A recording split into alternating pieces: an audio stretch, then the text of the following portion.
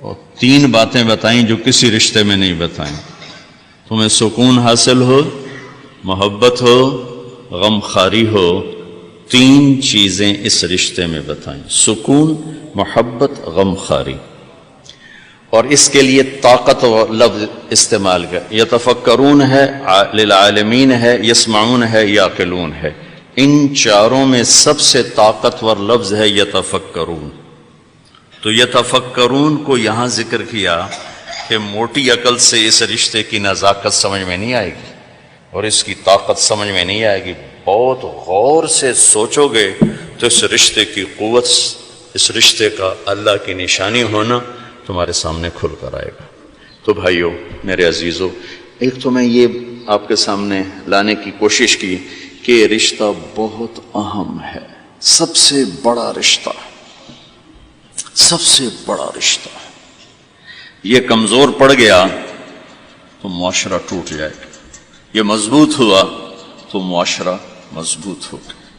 ہمارا جو بر صغیر کا ماحول ہے، مشترکہ فیملی سسٹم، اکٹھے رہنا، ماں باپ، بچے بچیاں، پوتے پوتیاں، کسی زمانے میں بہت اچھا تھا کہ جب اخلاق بھی تھے، تہذیب بھی تھی، تو ہر ایک کو دوسرے کی عزت کا پاس تھا. اب یہ وبال جان بن چکا ہے کہ ہم منفی ذہن کے لوگ ہو چکے ہیں. تو یہ جو کٹھے رہنا ہے، یہ اس رشتے کو نہیں تو ہر رشتے کو تباہ کر رہا ہے. بھائی ٹوٹ رہے ہیں، بہنیں ٹوٹ رہی ہیں، اولاد ماں باپ میں نفرتیں، اور خامند اور بیوی کا رشتہ بنتے ہی ساس سسر ایک خوفناک کردار اس معاشرے کا ہے. جو میں درد سے کہتا ہوں کہ باپ کی صورت میں وہ اور ہوتا ہے اور سسر کی صورت میں وہ اور ہو جاتا ہے، ماں کی صورت میں وہ اور ہوتی ہے اور ساس کی صورت میں وہ اور بن جاتی ہے. یہ بہت بڑی مصیبت ہے.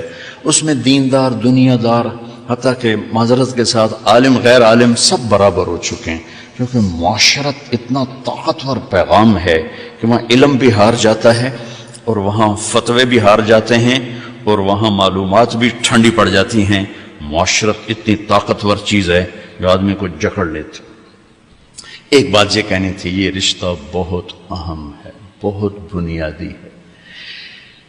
زندگی کیسے گزارنی ہے؟ لفظ نکاح میں پیغام موجود. لفظ نکاح، عربی ایسی زبان ہے جہاں ہر لفظ جہاں لگایا گیا ہے وہاں پورا پیغام لے کر آتا ہے، پورا پیغام. اس کے اندر پوری بیج ہوتا ہے نا، بیج میں سارا درخت ہوتا ہے، صرف اس کو کسی جگہ لانے کی ضرورت ہے. تو عربی ایک ایسی زبان ہے جس کے حروف کا بھی مطلب ہے. حروف کا کوئی زبان ایسی نہیں جس کے حرف کا مطلب ہے. عربی ایسی زبان ہے جس کے حروف کا بھی مطلب ہے. ابن المنظور نے لکھی ہے لسان العرب 17 جلدوں میں. وہ فرماتے ہیں کہ اگر حروف پہ لکھتا تو اتنی جلدیں تیار ہو جاتی. حروف پر، وہ الفاظ پر ہے، حروف پر. یہ واحد زبان ہے جس کے حرف کا بھی مطلب ہوتا ہے. الف کا مطلب ہے، با کا مطلب ہے، تا کا مطلب ہے، سین کا مطلب ہے. پھر اس میں جو نقطے والے حرف ہیں وہ کمزور ہیں، جو بغیر نقطے والے حرف ہیں وہ طاقتور ہیں. اس میں کئی وجوہات میں ایک وجہ جو آپ سب سمجھیں گے، نقطے والا حرف اپنا مطلب بتانے کے لیے محتاج ہے، نقطہ لگاؤ، اور بغیر نقطے والا حرف اپنا مطلب بتانے کے لیے کسی چیز کا محتاج نہیں، وہ آزاد ہو کر اپنا مطلب ادا کرتا ہے. جب اس مالک نے اپنا نام چنا تو ان حروف سے چنا جس میں نقطہ نہ آئے، اللہ. جب اپنے حبیب کا نام چنا تو ان حروف سے چنا جس میں نقطہ نہ آئے، محمد، احمد. اور جب کلمہ بنایا تو ان حروف سے بنایا کہ جس میں نقطہ نہ آئے، لا الہ الا اللہ، بولو محمد الرسول. ہوتا ہے ہمارے علمی حلقے، دنیاوی حلقے سب اللہ کی بجائے خدا بولتے ہیں. یہ میرا ایک معصوم سا گلہ ہے. میں کوئی مفتی تو بڑے بڑے بیٹھے ہیں، کوئی فتویٰ نہ ٹھوکے اجے.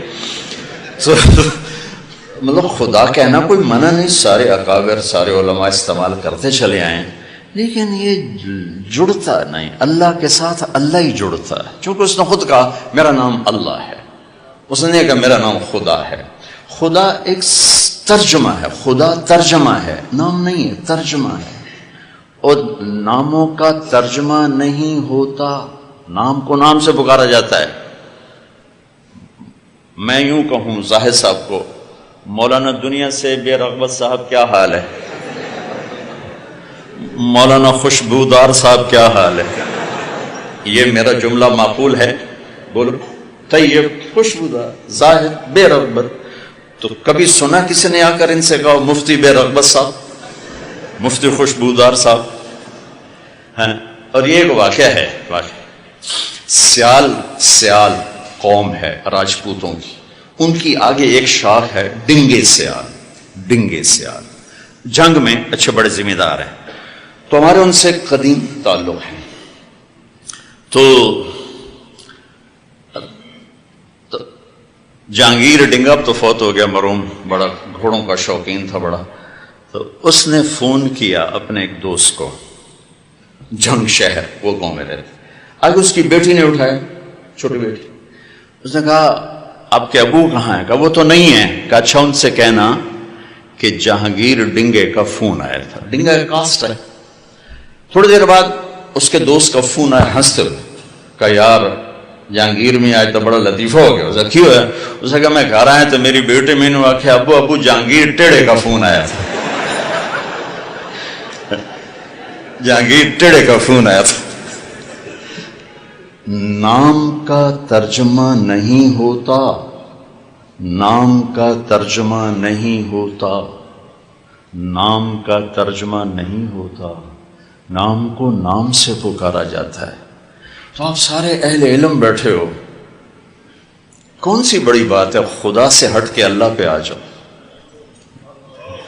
جو خود اس نے کہا اللہ نور السماوات والارض اللہ لا الہ الا هو اللہ الذی لا الہ الا هو اللہ الذی یبدأ الخلق ثم یعیدہ اللہ الذی رفع السماوات بغیر عمد ترونها اللہ الذی خلق سبع سماوات ومن الارض مثلہن قل هو اللہ احد اللہ الصمد. کیا نام ہے اللہ! یہ واحد لفظ ہے جو ہونٹوں سے نہیں ادا ہوتا، اندر سے ادا ہوتا ہے. کہو اللہ.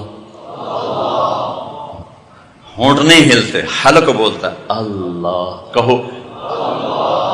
یہ اس لفظ کی خصوصیت ہے. لفظ کہہ رہا ہے میں اندر میں آنے والی ذات ہوں، مجھے اندر لے جاؤ. ہونٹ نہیں ہلتے، حلق ہلتا ہے اللہ. یہاں سے آواز آتی، یہاں سے. میں ہونٹ ہلاؤں گا تو اللہ ہو نہیں سکے گا، اللہ ادا نہیں ہو سکے گا. اللہ. تو بچو، اور یہ آپ کے مفتیان بھی، علماء سے بھی، عوام سے بھی، اللہ کہنے کی عادت ڈالو، اللہ لکھنے کی عادت ڈالو. جو نور لفظ اللہ میں ہے وہ خدا میں نہیں ہے. یہ فارسی کا لفظ ہے. اللہ اب اس کی اپنی ذات سے نکلا ہوا لفظ ہے. جو اللہ، کیوں جب آدمی اللہ کہتا ہے تو اللہ کے تمام صفاتی نام اس میں آ جاتے، تمام صفاتی نام اس کے اندر آ جاتے.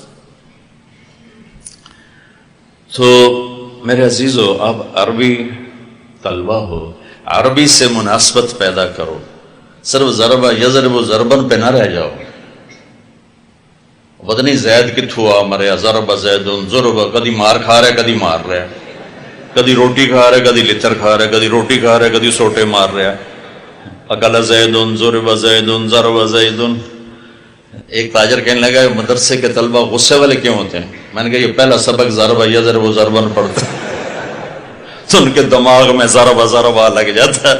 پھر جو کر ضرب ضرب ضرب ضرب. کیا مصیبت ہے بھائی، کوئی اور بھی دیکھ لو. میرے بچوں، عربی سے مناسبت پیدا کر. اگر قرآن سے مزہ لینا ہے تو عربی سے مناسبت پیدا کر. ہمارے علمی حلقوں میں فقہ غالب ہے، فقہ، قرآن غالب نہیں، فقہی مزاج غالب آ گئی. اور ثانی رحمت اللہ علیہ کی تحفۃ العلماء میں نے پڑھا کہ جو صرف فقہ میں لگتے ہیں ان کے مزاج میں شدت آ جاتی. جو قرآن میں لگتے ہیں، حدیث میں لگتے ہیں، ان کے مزاج میں نرمی ہوتی ہے، اعتدال ہوتا ہے. فرقہ تو ایک قانون ہے، قانون پڑھنے سے تو ایمان نہیں بنتا، ایمان تو قرآن سے بنتا ہے، حدیث پاک سے بنتا ہے۔ تو میں یہ کہہ رہا تھا کہ لفظ نکاح یہاں کیوں بولا جاتا ہے؟ ایک لڑکے اور لڑکی کا رشتہ قائم ہو رہا ہے، اس رشتے کے لیے لفظ نکاح کیوں ہے؟ مولانا ظاہر شاہ صاحب رحمۃ اللہ علیہ نے ہمارے اندر لفظ کی تحقیق کا ذوق ڈالا تھا کب؟ مفید الطالبین پڑھتے ہوئے۔ مفید الطالبین 2 ہفتے کی کتاب ہے، ہمیں ہمارے استاد رحمۃ اللہ نے 3 مہینے میں پڑھائی تھی، اور ہمیں ایک راستہ سمجھایا تھا کہ لغت کی تحقیق کیسے کرنی۔ تو وہ میرا ایک ذوق بن گیا۔ اب میرا مطالعہ تو ہے نہیں، سفر، سردرد، لوگوں کی ملاقاتیں، سب سے بڑا سردرد۔ تو وقت بے وقت تو لفظ خود کیا پیغام دیتا ہے، یہ میرا تھوڑا سا ذوق ہے۔ لفظ کیا پیغام، تفسیر، ہاں ہم عقائد میں، اصول میں تو لکیر کے فقیر ہیں، ہم لامذہبیت کے قائل نہیں ہیں۔ قرآن تو ایک ابدی پیغام ہے، اس کے فوائد قیامت تک نہیں ختم ہو سکتے۔ تو میں سوچتا تھا کہ اس رشتے کے لیے لفظ نکاح کیوں ہے؟ پھر میں نے لغات کو دیکھنا شروع کیا کہ کیا مناسبت ہو سکتی ہے، تو مجھے اتنی خوبصورت مناسبت ملی، میں اس کو بیان کیا کرتا ہوں۔ نکاح کا مطلب ہے 2 چیزوں کا یکجان ہو جانا، 2 چیزوں کا یکجان ہو جانا، اور اس کے 4 شکلیں لغت میں بتائی گئی ہیں۔ بارش کے پانی کا زمین میں جذب ہو کر یکجان ہو جانا، نیند کا آنکھوں میں اتر کر سلا کے یکجان ہو جانا، مرد کا عورت پہ اعتماد کر کے ایک جان ہو جانا، درخت کی شاخوں کا ایسے آپس میں مل جل کر یکجان ہو کر چھاؤں بنا دینا، یہ ہے لفظ نکاح کا لغوی مطلب۔ یہ یہاں کیسے فٹ آتا ہے؟ مرد کے خوبصورت اخلاق جو دھیمی بارش کی طرح عورت کے دل پہ اترتے ہیں، جو زمین ہے اور وہ ایک سرسبز کھیتی بن جاتی ہے۔ اب آیت قرآن جوڑ دو، نساؤکم حرث لکم، تمہاری بیویاں تمہاری کھیتیاں ہیں، اور کھیتی کو ڈنڈے سے نہیں چلایا جاتا، فتوے سے نہیں چلایا جاتا۔ مفتی طیب صاحب جا کے فتویٰ دے دیں گندم ہو جا، میں یہ فتویٰ دارالعلوم امدادی، وہ نہیں ہوگی، اس کے لمبا کام ہے۔ تم سب بچے علماء بننے والے ہو، تم کل کو ہم عالم اپنی بیوی کو فتوے سے چلائیں گے، کبھی نہیں چلے گا۔ دھیمی بارش والے اخلاق اپناؤ، تمہارا گھر آباد ہوگا۔ اخلاق بارش کی طرح ہیں اور بیوی زمین کی طرح ہے۔ اس کا دل تمہارے اخلاق سے متاثر ہو، پھر وہ تمہارے لیے نسل پیدا کرنے کا ذریعہ بنے۔ نکاح، نکاح نہ کہا، پھر نہ کہا، نیند کا آنکھوں میں اتر جانا اور سلا دینا۔ تمہارے خوبصورت رویے تمہاری بیوی کو اتنی سکون کی زندگی دیں کہ وہ چین کی نیند سوئی چین سے اٹھے۔ کتنے گھر ٹوٹ گئے شک کی وجہ سے، شک، نیک پاک بیویوں پہ شک کرتے کرتے کرتے طلاقیں ہو گئی۔ ایک مزاج ہے، اس کے لیے عالم غیر عالم کی بات نہیں ہے، ایک مزاج ہے۔ اگر تربیت نہ ہو تو یہ اپنے گھروں کو تباہ کر دیتا، چاہے عالم ہو، چاہے بادشاہ ہو، چاہے دیندار ہو، چاہے دنیا دار۔ بیوی کے فون چیک کیے جا رہے، کتنے فون کیتا ہے، کتوں فون آیا، کتوں میسج کیتا ہے، کتوں میسج آیا۔ یہ ایسے الو ہیں کہ اپنا گھر تباہ کر کے بیٹھ جاتے۔ اعتماد کرنا، اعتماد دینا۔ اور چوتھا مطلب ہے شاخوں کا جڑ کے چھاؤں بنا دینا، جس کے نیچے نسل پروان چڑھتی۔ جیسے مرغی اپنے بچوں کو پروں میں چھپا لیتی تو وہ پروان چڑھتے ہیں۔ خاوند بیوی کے خوبصورت رویے اور اخلاق جو یوں مل کر ایک چھاؤں بناتے ہیں، اور اس چھاؤں میں اگلی نسل پروان چڑھتی ہے۔ مجھے ایک بچہ ملا چند دن پہلے، میڈیکل کالج پڑھتا ہے، کہ یہ 3 دفعہ خودکشی کی کوشش کر چکا ہوں اور ہر دفعہ ٹاپ کرتا ہے کلاس میں۔ کیوں؟ کہ میرے ماں باپ آپس میں لڑتے بہت، ان کی لڑائی کی وجہ سے 3 دفعہ خودکشی کی کوشش کر چکا، زندگی تھی بچ گیا۔ پھر آپ کے بیان سننے کا موقع ملا تو مجھے کچھ سمجھ میں آئی ہے، تو میں پھر آپ سے ملنے آیا ہوں کہ میں اب کیا کروں۔ تو ان بچوں کا نکاح ہو، جن کا ہو چکا ہے، ہم سب گھروں والے ہیں، ان کے ہونے والے ہیں۔ میرے عزیزو، نکاح کے اندر ہی پیغام موجود ہے زندگی کیسے گزارنے۔ خوبصورت اخلاق، اچھے رویے، بیوی پر اعتماد، اور اس کو محبت دے کر یکجان ہو جانا۔ چونکہ میں کسی کی بیٹی کو لے کے گھر آیا تھا، میں نے کسی کے گھر گیا، جو اپنا گھر، سہیلیاں، آنگن، ماں باپ، بہن بھائی چھوڑ کے آئی ہے، آتے ہی اگلے دن اس پر ساس کی چڑھائی الگ، سسر کی الگ، اور خامد کی بہنوں کی چڑھائی الگ، خامد کی اپنی الگ۔ اس بیچاری نے کیا قصور کیا؟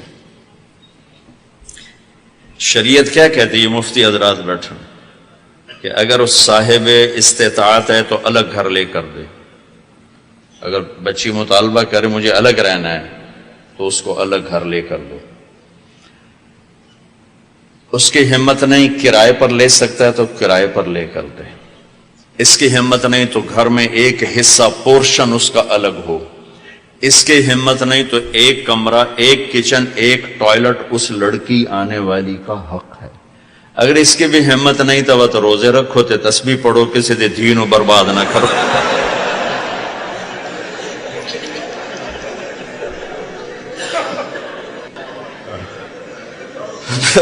پھر کسی کی بیٹی کو برباد نہ کرو کہ وہ کبھی ساس کے کپڑے دھو رہی ہے، کبھی سسر کے کپڑے دھو رہی ہے، کبھی اس کی بہنوں کے کپڑے دھو رہی ہے۔ تو میری ماں دے اگو بولنا نہیں۔ ارے بے وقوف، اگر تیری ماں زیادتی کرے تو بیوی کو بچا، اگر بیوی زیادتی کرے تو ماں کو بچا، اگر بہنیں زیادتی کرے تو بیوی کی حفاظت کر، بیوی زیادتی کرے تو بہنوں کی حفاظت کر۔ سسر کی طرف سے شدت ہے تو اپنی بیوی کے ساتھ ہو جا، بیوی کی طرف سے بدتمیزی ہے تو اپنے ماں باپ کی حفاظت کر۔ یہ لے جانے والے کی ذمہ داری ہے۔ لیکن چونکہ ہم معاشرت پڑھتے نہیں، علماء سے گلہ ہے، یہ فقہی مسائل پہ ایسی تقریریں کرتے ہیں کہ آستینیں چڑھا لیتے ہیں، اور جب معاشرت کے ابواب چلتے ہیں تو تقریر ہو رہی ہے، دبا۔ ترمذی کی جلد ثانی جب میں پڑھ رہا تھا اور ایک تیز رفتار گاڑی چل رہی تھی تو بھی پڑھتے پڑھتے آنکھوں سے آنسو آ جاتے تھے۔ ایسی کتاب ہے ترمذی کی جلد ثانی، معاشرت خوبصورت۔ لیکن مولانا یاسین صاحب نے فرمایا کہ بھائی بس اب جو سوال کرے گا اس کی پٹائی ہوگی۔ تلاوت ہو رہی، تلاوت، اتنے خوبصورت مضامین۔ رفع یدین کروں گا تو میں جہنم میں جاؤں گا، اور نہیں کروں گا تو میں جہنم میں جاؤں گا۔ سورۃ فاتحہ نہیں پڑھوں گا تو جہنمی ہوں، پڑھوں گا تو جہنمی ہوں۔ یہ وہ مسائل ہیں جن پر جنت اور جہنم کا دار و مدار نہیں ہے، لیکن جو معاشرت میں بتا رہا ہوں یہ وہ ہیں جن پر جنت اور جہنم کا دار و مدار ہے۔ میری بد اخلاقی مجھے اٹھا کے جہنم میں ڈال دے گی، میرے اخلاق مجھے جنت کے اعلی مقام تک پہنچا دیں گے۔ میرے نبی نے فرمایا اخلاق اچھے کرو، ضامن ہوں جنت الفردوس میں گھر لے کر دوں گا۔ لیکن ہمارے علمی حلقوں میں فقہی مسائل پر فضول کی طاقت لگ رہی۔ اللہ کے فضل سے ہم ابو حنیفہ رحمۃ اللہ علیہ کی تحقیق پر مطمئن ہیں، جو علماء دیوبند نے اس کی تشریح کی ہم اس پر مطمئن ہیں۔ اب ہمیں دلائل سناؤ یا نہ سناؤ ہم مطمئن ہو چکے ہیں۔ ہاں لیکن میں زندگی کیسے گزاروں؟ میں نے باپ سے کیسے بولنا ہے، ماں سے کیسے بولنا ہے، میں ایک لڑکی کو گھر لے کر میں نے اس کا زندگی کیسے گزارنی؟ اگر میں نے 8 سال میں ایک سبق بھی ایسا نہ سنا تو میں تو ان پڑھ اور جاہل ہوں، مجھے کیا خبر؟ وہ فریب خردہ شاہین جو پلا ہو کر گسوں میں، اس سے کیا خبر کہ کیا ہے روح رسم شاہ عباس۔ میں گاؤں میں تھا، ایک ہمارے قریب دیہاتی 2 ایکڑ زمین ٹوٹل، غریب بندہ، اس رمبی مار مار اپنے پتر نو عالم بنایا۔ ایک دن میرے پاس لے کر آ گیا، کہنے لگا مولانا صاحب اے میرا پتر پڑھیا تھا پر کڑیا کوئی نہیں، ان پڑھ میں کہ کہوں کی گل ہے کہ ہم تو ماں پیو نال گل کرن دا ہی ول نہیں، ہم پتہ نہیں کی پڑھتے آیا، ماں دے گل لگ جاندہ ہے، میرے گل لگ جاندہ ہے۔ یہ ایک ان پڑھ کا تجزیہ تھا کہ 10 سال کے بعد بچہ گھر آیا، اسے ماں باپ سے بولنے کا سلیقہ نہیں، تو بیوی سے کیا بولے گا؟ جس ماں نے جنا، جب وہ اس کو عزت نہیں دے رہا، شریک کو کہاں سے عزت دے گا؟ تو بھائیو یہ دین سکھاؤ۔ میں نے اپنے استاد محترم سے میں کہا استاد یہ گلہ کرو، کہنے لگے کیا؟ میں کہا آپ نے ہمیں علم بھی سکھایا، آپ کا شکر ہے، آپ نے ہمیں تبلیغ سکھائی، آپ کا احسان ہے، آپ لیکن آپ نے گھر کی زندگی نہیں سکھائی۔ ہم چھوٹی چھوٹی باتوں پہ ماں باپ کو ناراض کرتے رہے، بیوی کو ذلیل کرتے رہے۔ تو وہ مولانا احسان صاحب رونے لگے، کہنے لگے تو نے بڑی دیر کے بعد ہمیں بتایا۔ تو مولانا عبد الرحمن صاحب میرے دوسرے استاد بیٹھے تھے، فرمائے نہیں ہم نے بتایا۔ میں نے کہا استاد جی بتایا نہیں، گزارا ہے، گزر جائے۔ یہ چھوٹے ٹیشن نہیں، رسالے والا، پکانا، یہاں بڑی گاڑیاں نہیں ٹھہرتی، یہ سارے علماء بڑی گاڑیاں سیدھا جا کراچی کھلوندے۔ میرے بچوں، معاشرت نہ سیکھی تو جنت اور جہنم کا مسئلہ بن جائے گا، اور اختلافی مسائل کوئی ادھر ہے کوئی ادھر ہے، ساری جنت میں جائیں، چونکہ یہ وہ چیزیں نہیں ہیں۔ مولانا انور شاہ صاحب کشمیری رحمۃ اللہ علیہ کی بہت بات قول فیصل ہے کہ جو انہوں نے فرمایا کہ ساری زندگی فقہ حنفی کی ترجیحات کو ثابت کرتے گزار دی، زندگی ضائع کر دی۔ ابو حنیفہ کو میری ترجیحات کی کیا ضرورت ہے؟ اور قیامت کے دن اللہ ان چاروں میں سے کسی کو رسوا نہیں کرے گا، کون راجے کون مرجو، یہ سب سردار ہیں۔ وہ مجھے بھی واقعہ یاد آ گیا، روز الفائق میں پڑھا تھا آج سے کوئی 30 سال پہلے، کہ ایک آدمی نے دیکھا جنت میں ایک ستون ہے، تو اس کو 4 آدمیوں نے نا زنجیروں سے ادھر ادھر ادھر ادھر کر کے نا یوں پکڑا ہوا، اور ہر ایک زور لگا رہا ہے۔ تو ان کے جی میں آتا ہے اگر انہوں نے ستون کو کھینچنا ہے تو کٹھے ہو کے زور لگائیں، ایک ادھر لگاتا ہے، ادھر لگاتا ہے، ادھر ادھر۔ تو ایک فرشتے سے پوچھتا ہے بھئی یہ کیا چکر ہے، یہ ستون کیا ہے، یہ لوگ کون ہیں؟ تو وہ کہتا ہے فرشتہ یہ ابو حنیفہ ہیں، یہ مالک ہیں، یہ شافعی ہیں، یہ احمد ہیں، اور یہ دین کا ستون ہے، ان چاروں کی محنتوں سے سیدھا کھڑا ہوا ہے۔ یہ روز الفائق کا واقعہ میں آپ کو سنا رہا ہوں، 3 سال بعد یاد ہے میں نے اچانک۔ اللہ ان میں سے کسی کو رسوا نہیں کرے گا، ان کی تحقیقات پہ کبھی راج مرجو کے فیصلے نہیں ہوں گے، لیکن جو چیز میں ابھی بول رہا ہوں اس پہ جنت اور جہنم کا دار و مدار۔ ماں باپ کے ساتھ زیادتی ہوگی، بیوی پر ظلم ہو گیا، بھائی کا حق مارا، بچوں کا حق مارا، زندگی جنت اور جہنم کے درمیان آ جائے گی۔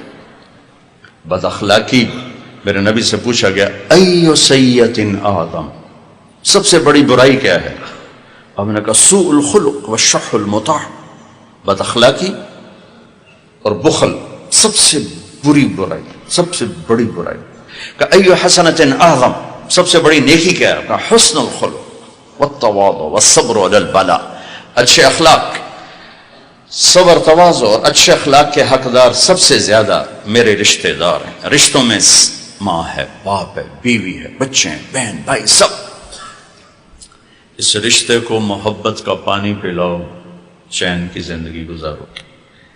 تانے، طنز، بولیاں، شدت، یہ ہمارا ماحول بن چکے۔ بیوی کے ذمہ خامند کی روٹی بھی نہیں، کیوں؟ کہ اس نے نسل تیار کرنی ہے، اس کی گود میں جو پروان چڑھ رہی ہے نسل، اس کو اس نے ایک خوبصورت انسان کا روپ دینا ہے۔ لیکن وہ کبھی خامند کا تانا سنے، کبھی ساس کا سنے، کبھی سسر کا سنے، کبھی اپنی نندوں کا سنے، تو اس کی تو نیند حرام ہو جائے گی، اس نے اولاد کو کیا پالنا اور کیا پرورش کرنا۔ تو میرے عزیزو، میں بڑے دکھ کے ساتھ یہ بات کہتا ہوں کہ یہ ایسا صاحب ہے جو سارے علمی حلقوں میں چل رہا ہے کہ معاشرت پر تو جنت اور جہنم کا دار و مدار۔ ایک گندا بول جو دلوں کو توڑ کے رکھ دیتا ہے، وہ نیکیوں کو اڑا کے رکھ دیتا ہے۔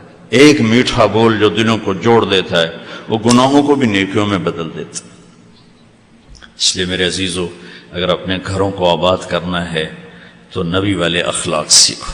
میرے نبی نے 11 شادیاں کی، ہمیں زندگی سمجھانے کے لیے کی، زندگی سمجھانے کے لیے۔ جو آدمی اللہ کو دیکھ لے اسے عورتوں کی کیا رغبت رہ گئی۔ ما تزوجت وما زوجت الا بوحی من السماء نزل به جبریل۔ میں نے شادی کی، میں نے بیٹی کی شادی کی، جہاں کی پہلے آسمان سے حکم آیا پھر میں نے کی۔ زندگی سمجھانی تھی، چونکہ نماز پڑھنا ایک لوٹا پانی 10 منٹ کا کام ہے، ٹھیک نہیں؟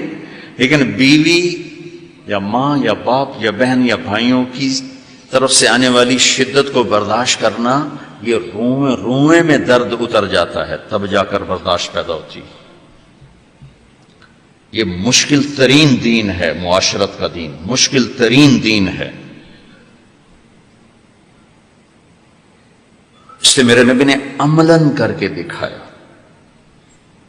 جو جنت کو دیکھ لے، جو اللہ کو دیکھ لے، اس کے لیے دنیا میں آنا ہی قید ہے۔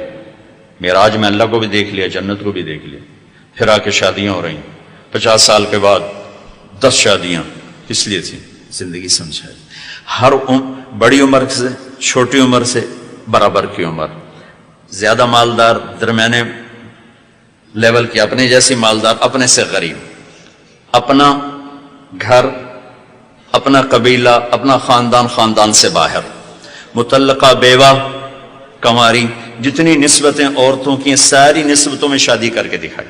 یہی 4 نسبتیں عورتوں کی ہیں، ان سب میں گھر آباد کر کے دکھائے، اور اچھے اخلاق کے ساتھ۔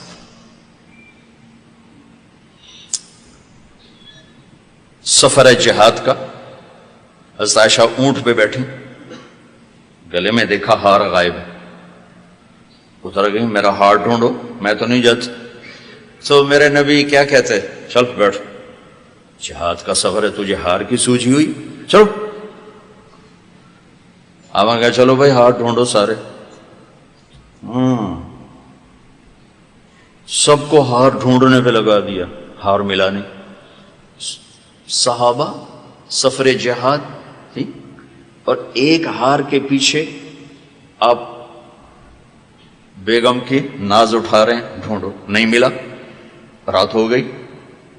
اچھا مغرب عشاء میں پانی ختم تھا، وضو ہو کے اگلی منزل پہ پانی ہے، وہاں جا کے نماز پڑھنی ہے، وہیں رات بیت گئی۔ اب لوگوں نے ابو بکر پہ چڑھائی شروع کی، تیری بیٹی نے آج یہ دن دکھایا، پانی کوئی نے، وضو کو نماز کیسے پڑھیں؟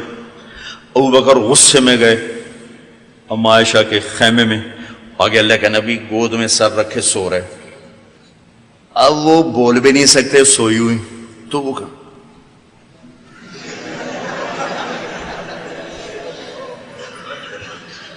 اور ادھر آ کے پسلی میں زور سے انگلی ماری، تو بیٹی، تو حضرت عائشہ کہتے میں ایسے ہو گئی تاکہ میں ہلوں نہیں کہ اللہ کے نبی کہیں وہ اٹھ جاگ نہ جائیں، تو یوں کرتے رہے، یوں کرتے رہے۔ فجر کا وقت آ گیا، پانی کوئی نہیں، کھلبلی مچ گئی، اللہ کے نبی اٹھے، اللہ نے قرآن اتار دیا، فَتَيَمَّمُوا صَعِيدًا طَيِّبًا فَامْسَحُوا بِوُجُوهِكُمْ۔ تو ساجدن عبادہ کہنے لگے، آل ابو بکر، یہ پہلی برکت نہیں تمہارے گھر کی، اس سے پہلے بھی بے شمار برکتیں اتری ہیں۔ تیمم کی آیت اتری حضرت عائشہ کے لاڈ اٹھانے کی وجہ سے، ناز اٹھانے کی وجہ سے تیمم کی آیت اتری۔ جب اما جان نے کہا کہ اب چلیں، اب ہار نہیں ملتا، چلیں، انہوں نے کہا اچھا بھائی چلو، تو اٹھایا اونٹنی کو، تو ہار اس کے نیچے ہی پڑا ہوا تھا، وہ اونٹنی کے نیچے پڑا ہوا تھا۔ یہ میرے نبی کی سنار۔ جہاد سفر ہے، آپ نے کہا چلو بھائی، سارے آگے چلے گئے، غائب ہو گئے، آپ کہنا عائشہ دوڑ لگاؤ گی؟ اما عائشہ نے کہا دوڑ لگاؤ گی؟ کہا لگاؤں گی۔ تو کہتے ہم نے دوڑ لگائی، میں آگے نکل گیا، آپ پیچھے رہ گئے۔ اب مجھ سے ساتھ دوڑ لگائیں گے بیگم کے ساتھ؟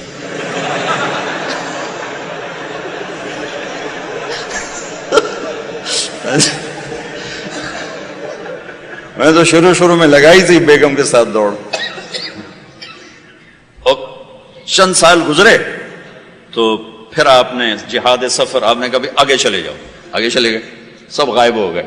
کہا عائشہ دوڑ لگاؤ گی؟ کہا جی لگاؤں گی۔ تو کہنے لگے ان دنوں تبدنت، میں موٹی ہو گئی تھی، جب دوڑ لگی تو اللہ کے نبی آگے نکل گیا، کہا ہذہ بتلک، کہا عائشہ اب تو اور میں برابر ہو گئے۔ یہ زندگی میرے نبی نے سکھائی ہے۔ آپ کبھی عائشہ کہتے، کبھی کہتے عائشو، عائشو لاڈ سے، عائشو یا عائشو، جیسے ہم نام نہیں رکھتے تھے گوگا گوگی، منا منی نہیں کہتے. تو میرے نبی یا عائشو. سبحان اللہ. اگر آپ کو عربی ادب کا تھوڑا سا اندازہ ہو پھر آپ اس لفظ کا مزہ لے سکتے ہیں. یا عائشو. سبحان. کب کہتے یا حمیرہ، یا حمیرہ. یہ لقمے بنا کے کھلاتے تھے. ہم عائشہ گلاس اٹھایا پانی پینے کے لیے، ہونٹ لگائے جہاں گلاس رکھا، میرے نبی ویسے ہی گلاس اٹھاتے، جہاں حضرت عائشہ کے ہونٹ لگے ہوتے تھے وہاں ہونٹ لگا کے پانی پیتے تھے. اللہ کی قسم ہمیں سکھانے کے لیے، ہمیں سکھانے کے لیے. پھر بڑی گوشت کی بڑی بوٹیاں ہوتی تھیں،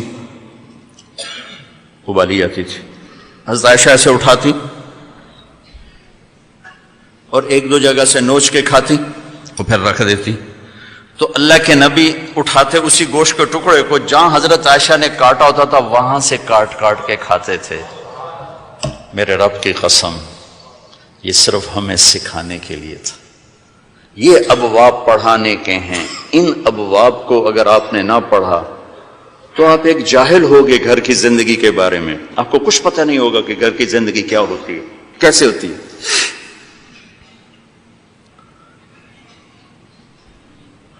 عرب کے ماحول میں بیوی سے اظہار عشق عیب، عیب.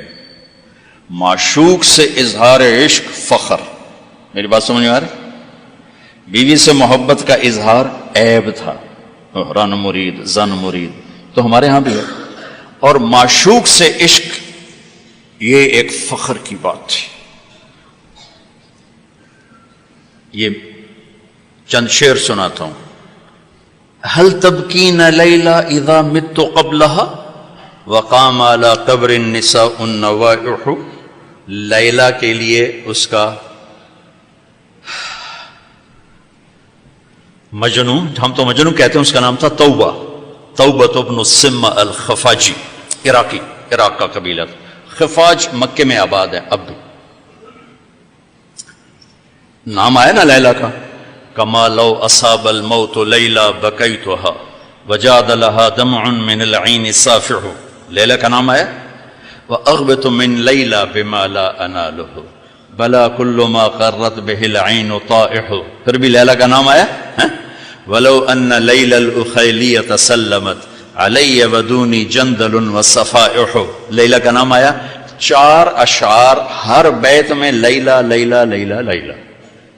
اس کی بیوی نہیں ہے، عشق ہے. اور وہ کھلم کھلا شعر کہہ رہا ہے. ترکت ہوا لیلا وسعدا بمعزل وعدت الى مسحوب اول منزلی. سعدا، لیلا، بثینہ، یہ سب سچے کردار ہیں. اے ساڑھے ہیر رانجے دا وارث شاہ دا دماغ الٹا ہویا ہے تو اس لکھ چھڑی. یہ کوئی کردار نہیں ہے، سسی پنو لیلا ہیر رانجا یہ سب، لیکن یہ سچے نام لیلا، سعدا، بثینہ، سعاد، یہ سب صحیح کہانیاں ہیں. تو میں لیلا کی سنا رہا ہوں اور اس کا عاشق کھلم کھلا کہہ رہا ہے مجھے لیلا سے عشق ہے. اس کے باپ نے کہا تو نے مجھے رسوا کر دیا. حرم میں تھے، کہیں توبہ کر تو آج کے بعد لیلا کا نام نہیں لے گا. تو وہ شاعر بلیغ تھا، کہنے گا الہی تبت من کل المعاصی ولکن حب لیلا لا اتوب.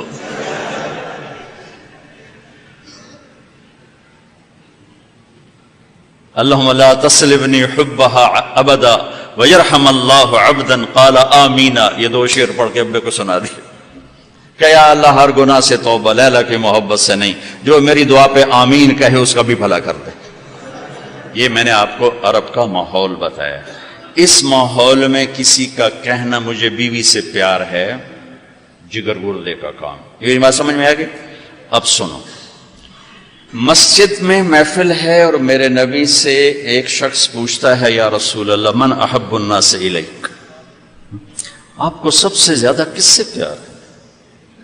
اور یہ کان میں نہیں ہو رہی بات، کھلا سوال ہے، کھلی مجلس ہے، اور آپ کھل کے فرماتے ہیں عائشہ سے، عائشہ سے۔ وہ سائل بھی ہل گیا، سننے والے بھی ہل گئے، بھئی ایک ہی بڑی۔ اس نے جلدی سے سوال بدلا، یا رسول اللہ میرا مطلب ہے کہ مردوں میں سے کون پیارا ہے؟ تو آپ نے نبض اس کی دیکھ لی، تو اب آپ نے کہنا تھا ابو بکر سے، تو آپ نے کہا عائشہ کے ابا سے، ابوہا عائشہ کے ابا سے۔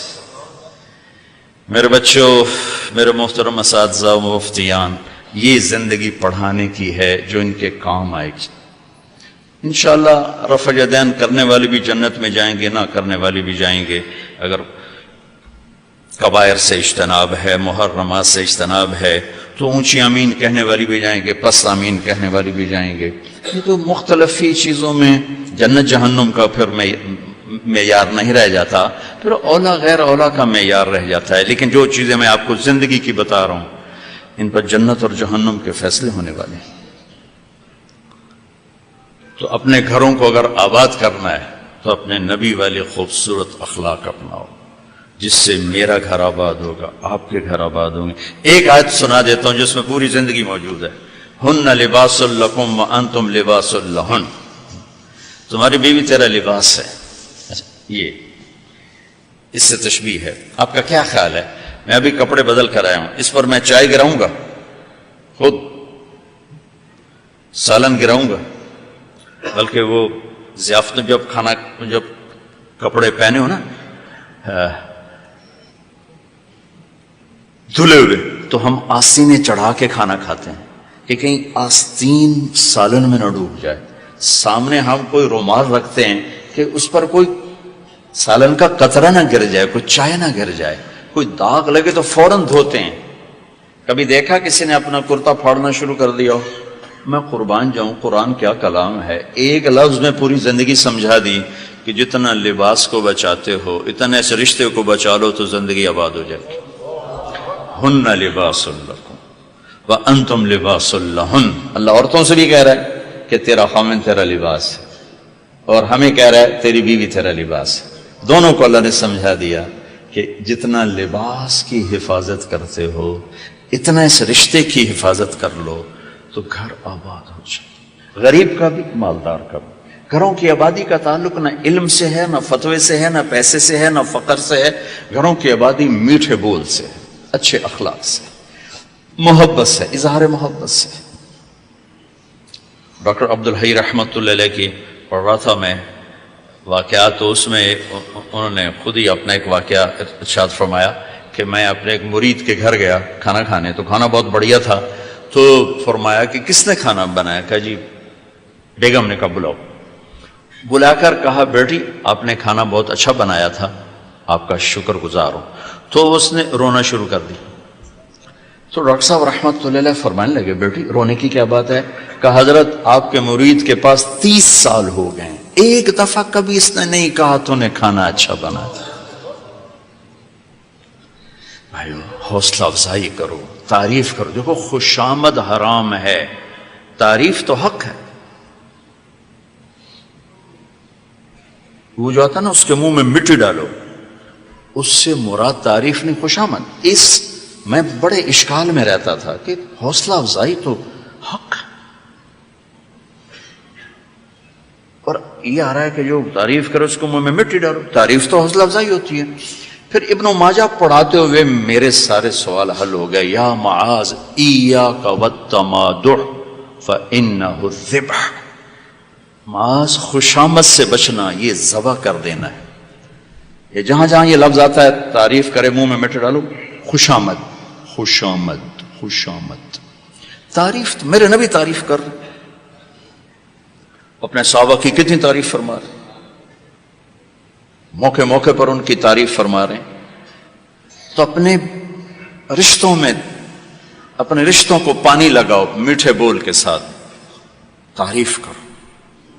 کھانا بنا دو کیا اچھا بنا ہے، لباس پہنا کیا خوبصورت لگ رہا ہے، ماں کی تعریف کرو، باپ کی تعریف کرو، استاد کی کرو، استاد شاگردگی کرے، اس سے حوصلہ بڑھتا ہے۔ خوشامد حرام ہے، تعریف میرا حق ہے، آپ کا حق ہے۔ میں آپ کی کوئی تحریر دیکھوں، آپ کا کوئی تقریر دیکھوں، آپ کی کوئی چیز دیکھوں تو میرے ذمہ ہے کہ میں آپ کی حوصلہ افزائی کروں۔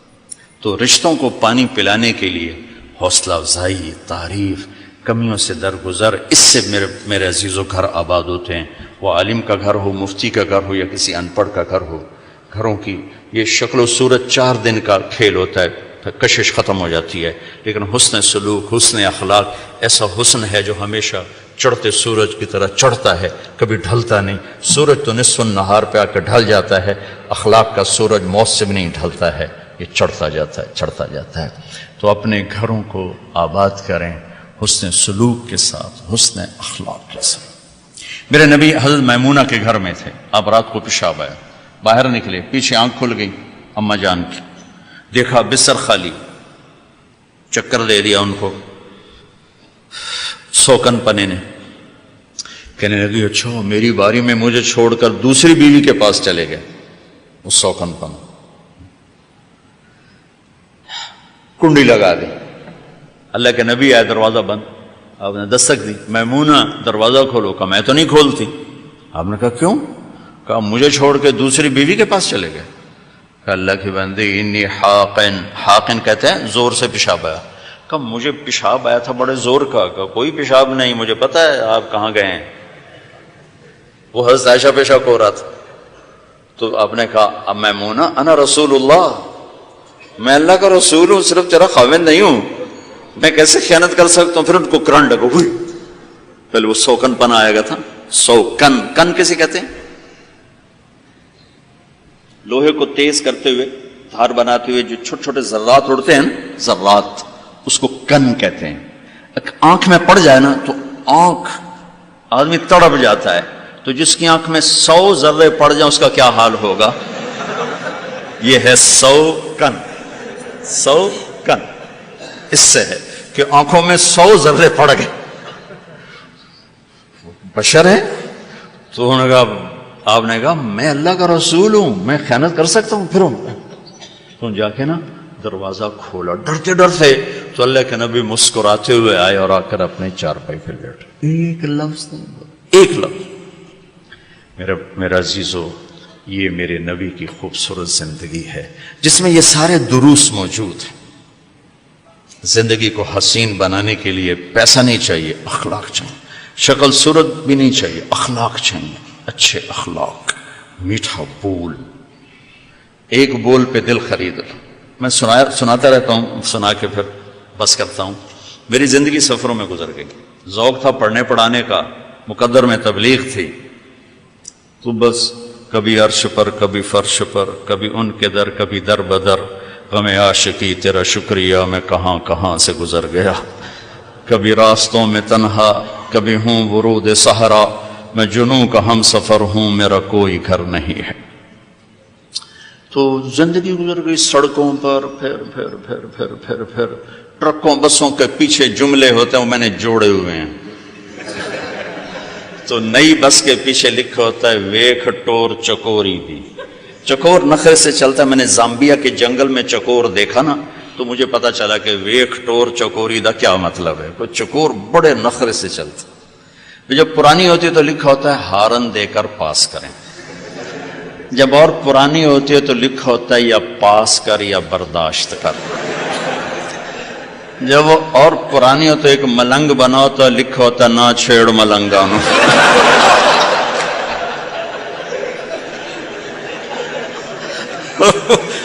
وہ پرانی کو جب رنگ روغن ہو جاتا ہے تو پھر لکھا ہوتا ہے خدا نے ایک بار پھر دلہن بنا دیا۔ یہ تو ہے لایانی، لیکن ایک بامانہ سناتا ہوں۔ میں ایسے نا کتاب پڑھ رہا تھا، گاڑی میں بیٹھا ہوا، تو تھک کے نا میں نے ایسے سر اوپر، چیر اوپر اٹھایا، تو ہم ایک بس کو کراس کر رہے تھے۔ اس کے پیچھے ایک جملہ لکھا تھا جس پر میں یہ وہ سناتا ہوں آپ کو کہ کیا کمال ہے، لقمان کی حکمت اس نے سمو دی۔ لکھا تھا دل بہت بڑا، سرخ رنگ کے ساتھ دل، آگے لکھا تھا برائے فروخت، برائے فروخت، نیچے لکھا تھا قیمت، آگے لکھا تھا ایک میٹھا بول، ایک میٹھا بول۔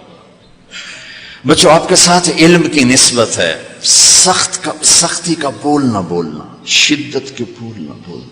ہماری خطابت نے ہمیں جتنا نقصان پہنچایا اتنا اوروں نے نہیں پہنچایا، ہمارے خطیبوں نے جتنا نقصان پہنچایا اتنا اوروں نے نہیں پہنچایا۔ شدت، گالی کا جواب گالی، بدتمیزی کا جواب بدتمیزی، یہ اہل حق کا شیوا نہیں ہے۔ قالوا سلاما، وہ قالوا سلاما والے تھے ہمارے بڑے، وہ گالی کا جواب گالی نہیں دیتے تھے، شدت کا جواب شدت سے نہیں دیتے تھے، بدتمیزی کا جواب اخلاق سے دیتے تھے۔ اور سارے تزکیہ کی انتہا حسن سلوک اور حسن اخلاق، سلوک کی منزلوں کی انتہا ہے اخلاق اچھے ہو جائیں، نرمی اختیار کرنا۔ اللہ کہیں ممبر پہ بٹھائے اختلافی مسائل پہ تقریریں نہ کرنا، یہ وہ جو لوگوں کی جو ضرورت ہے وہ لوگوں کو بتانا، محبت سے، پیار سے، مٹھاس سے۔ اختلافی چیزیں درسگاہ کی ہیں، تحقیق کرنی ہے تو ضروری ہے، لیکن جب ممبر پر آؤ دین پیش کرو، زندگی پیش کرو۔ بیوی سے ملو مسکرا کے ملو، ماں سے ملو مسکرا کے ملو، چہرے کی بشاشت بھی صدقہ ہے۔ ابتسامک فی وجہ اخیک صدقہ۔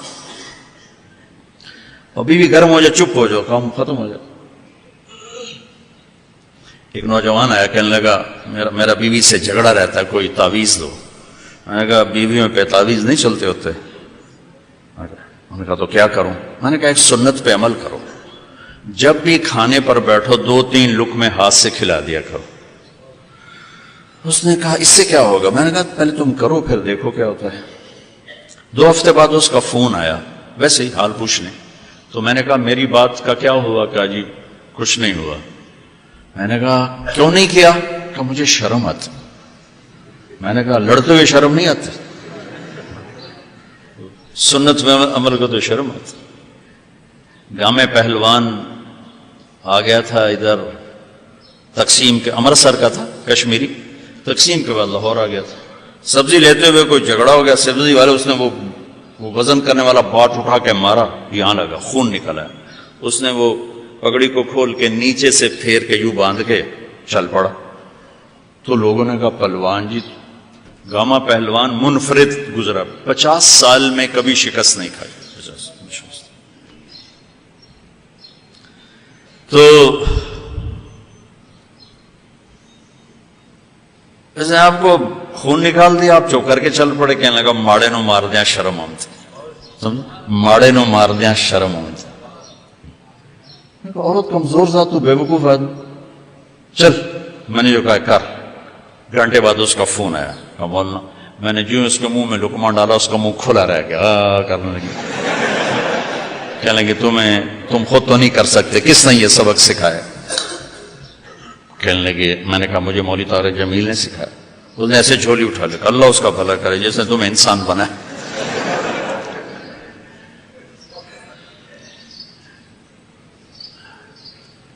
ہماری قوم راجپوت ہے، ہم میں ایک شاخ رنگڑ، وہ بالکل ہی پیدل ہوتے ہیں، یعنی بہت ہی اکھڑ ہوتے ہیں، پیدل کم یعنی کہ بیکل نہیں، اکھڑ ہوتے ہیں۔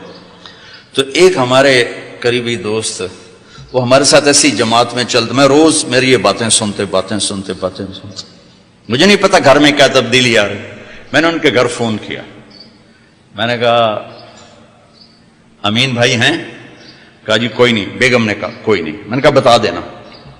تو کچھ دیر بعد ہنستے ہوئے مولانا صاحب آج بڑا لطیفہ ہوا۔ میں نے کہا کیا ہوا؟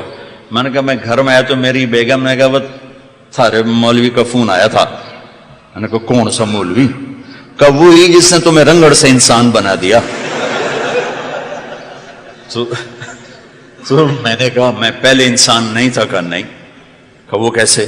کہا تو بتا تیری میری شادی کو کتنے سال ہوئے؟ میں نے کہا 27 سال۔ کہا 27 سال میں ایک دفعہ ہنس کے بولا ہے میرے ساتھ؟ تو کہا میں سر کھجانے لگا کہ واقعی 27 سال میں ایک دفعہ کبھی ہنس کے نہیں بولا تھا۔ جب سے تمہارے بیان سننے شروع کیے تو پھر گھر کی زندگی سمجھ میں آئی۔ ایک ہمارے جتوئی سردار تھے، فوت ہو گئے، ان کا نوکر آتا تھا جب ہماری جماعت زمیندارہ چلتی تھی، وہ بیان سنتا تھا، پھر بیٹھ کے مجلس اس میں بھی سنتا تھا، تو مجھ سے کہنے لگا، ہوگا کوئی 60-65 سال، مولانا صاحب میں اس واری اپنی سوانی سمجھتے بھی ہماری علاقے کی زبان ہے، میں اپنی سوانی نو آکھیا ہے ہوں میرا دل انج کریندا ہے تینوں باواں منجی تے تیرے پیر دھو تے میں وہ پانی پیواں، اس اگوں میں نے آکھیا لکھ لعنت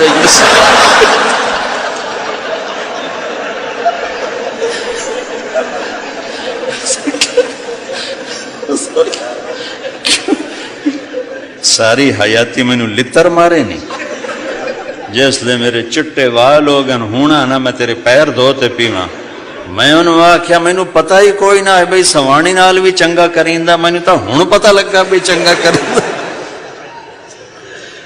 تو میرے عزیزو، میں نے آپ کا وقت زیادہ لے لیا، بلکہ اپنا وقت زیادہ لے لیا، میں نے آگے 3 گھنٹے کا سفر کرنا ہے، تو ان بچوں سے بھی کہتا ہوں، اپنے آپ سے بھی، آپ سب بچوں سے، اپنی زندگی کو خوبصورت بناؤ، اچھے اخلاق کے ساتھ، اچھے اخلاق کے ساتھ، اچھے اخلاق کے ساتھ۔ اور چھٹیاں ہو رہی ہیں تو نچلے درجوں والے چلے کے ارادے کر لو، اور جو فارغ ہو رہے ہیں وہ سال کے ارادے کر لو، تو انشاءاللہ بہت فائدہ ہوگا، بہت فائدہ ہوگا، ٹھیک ہے لوگوں۔ جب اللہ تعالیٰ کے نبی نے حضرت فاطمہ رضی اللہ تعالیٰ عنہ اور حضرت علی کا نکاح پڑھایا تو اس کے بعد یہ دعا دی آپ، اللہم اسج جدہم واجمع شملہم وبارک علیہم واخرج منہم ذریۃ صالحہ۔ اور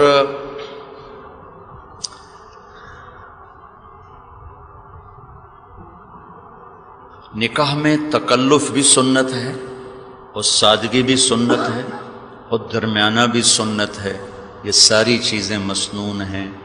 ہمارے دینی حلقوں میں انتہا درجے کی شدت، سادگی، تھوڑا سا تکلف کرو، اس سے تو مسجد بن سکتی تھی، اس سے تو 10 غریب لڑکیوں کی شادی ہو سکتی تھی، یہ جملے بولتے۔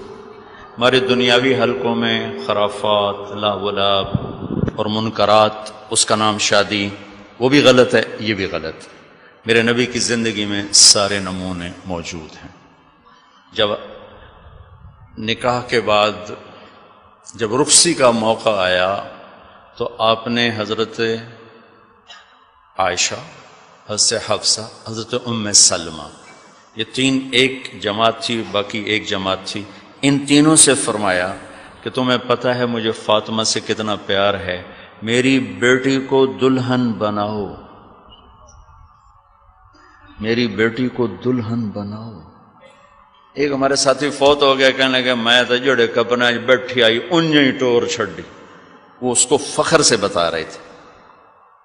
آئیو پوری سیرت پہ نظر ہونی چاہیے، تکلف بھی ہے، اعتدال بھی ہے، اور سادگی بھی ہے، چونکہ تینوں طبقات امت میں موجود ہیں۔